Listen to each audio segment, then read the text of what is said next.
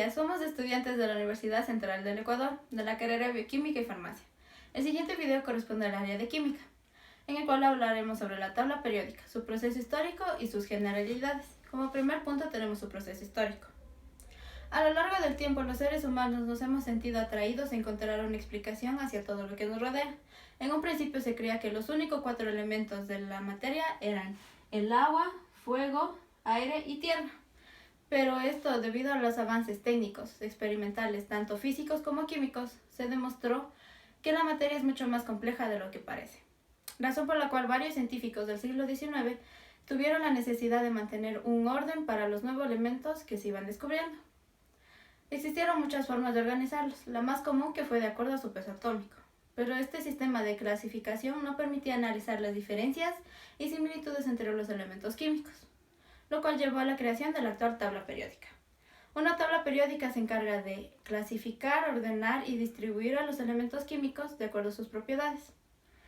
La tabla periódica tuvo sus inicios en el año 1789, cuando Antoine Lavoisier hizo pública una tabla periódica con 33 elementos, los cuales los separó en gases, metales, no metales y tierras. Pese a que este sistema de clasificación era funcional, fue rechazado, ya que existían muchas diferencias entre las propiedades de los elementos.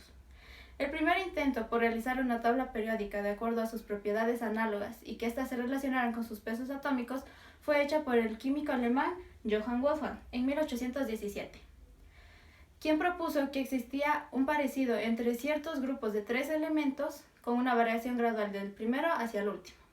En 1827, Johann publicó la existencia de más grupos que compartían esta relación. A partir de esto, varios científicos y químicos empezaron a clasificar a los elementos de acuerdo a sus propiedades físicas y químicas. En 1860 ya se había descubierto más elementos con sus respectivas masas.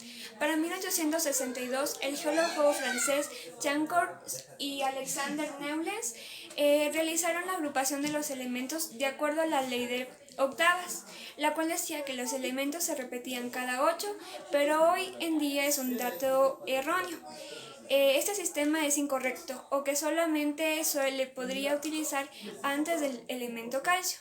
Neulens realizó la hélice teórica, colocando los elementos en orden creciente de peso atómico sobre un elipse.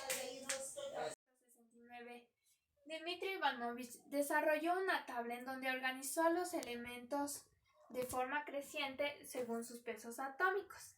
Siendo así, esta la primera tabla periódica coherente de los elementos a partir de sus propiedades, de tal manera que se hiciera presente la periodicidad.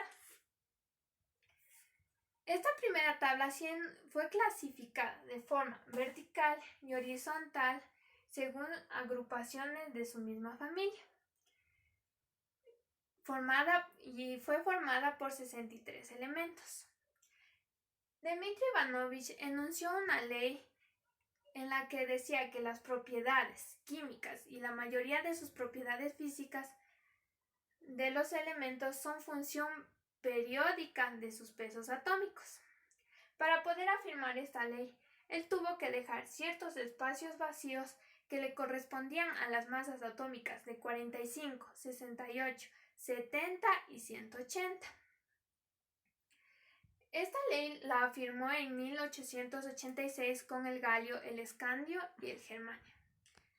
En 1871, junto a Lodemeyer, organizó una nueva tabla periódica con elementos agrupados en 7 de manera creciente, según su peso atómico y dejando espacios en los elementos que se desconocían, a los cuales los llamaron Eka-boro, Eka-aluminio y Eka-silicio. La tabla propuesta por Mendeley fue aceptada por los químicos a partir de 2 parámetros. Primero, fue dejar espacios vacíos cuando el elemento aún no era descubierto. Segundo, la decisión de ignorar el orden dado por sus pesos atómicos y cambiar los elementos adyacentes como el yodo y el teluro para clasificarlos en familia. Para el año de 1895, Lord Rayleigh hizo público el descubrimiento de un nuevo elemento llamado argón. Este resultó ser químicamente inerte y no encajaba en ninguno de los grupos conocidos por la tabla periódica.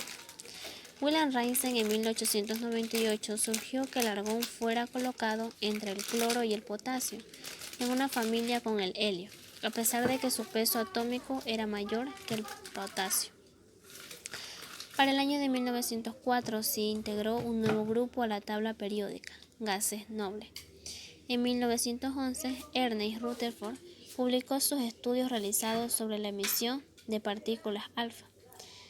También demostró que la carga nuclear en un núcleo era proporcional al peso atómico del elemento, pues esta carga, más tarde llamada número atómico, podrá usarse para aumentar los elementos de la tabla periódica.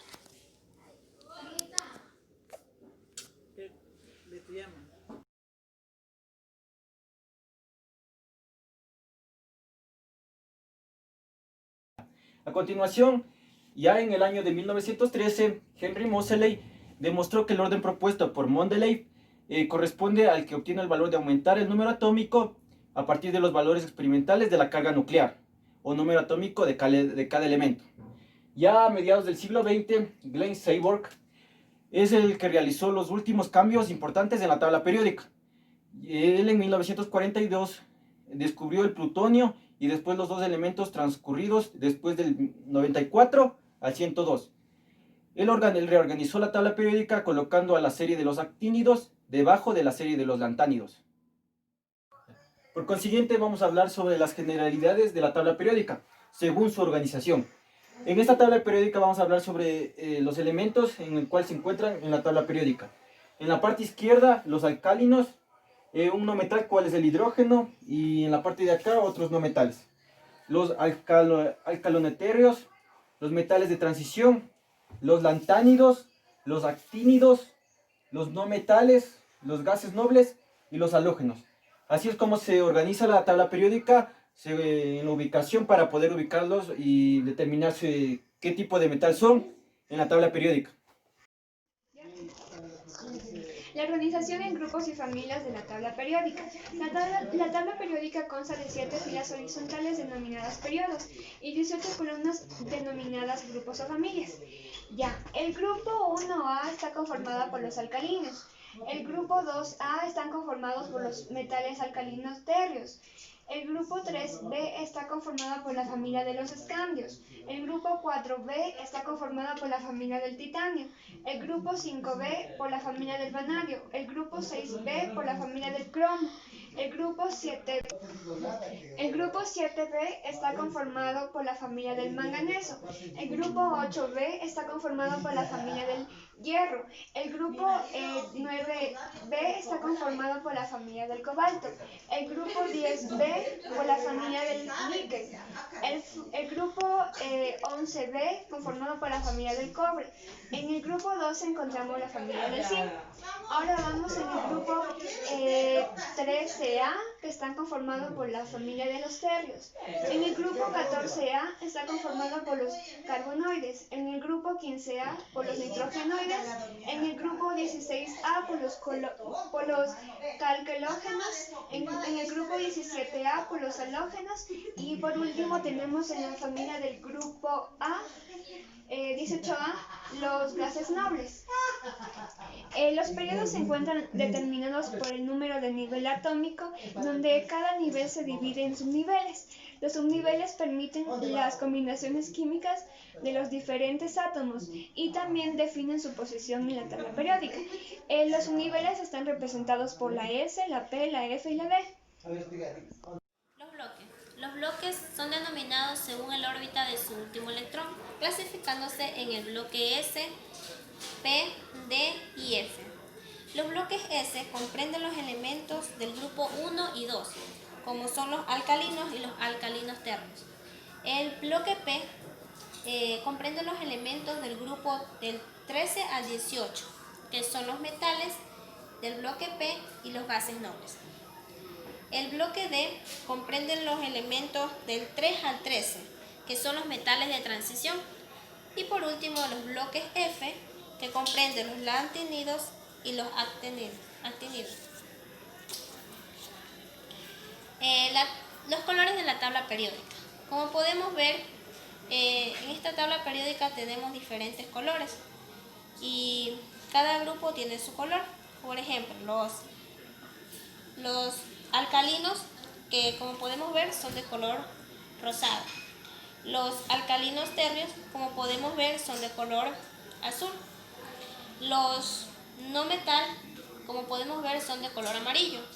Los metales de transición, que son los que están en medio, son de color celeste.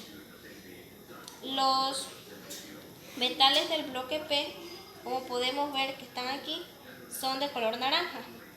Los metaloides, como podemos ver, son de color rosa, se encuentran en esta parte.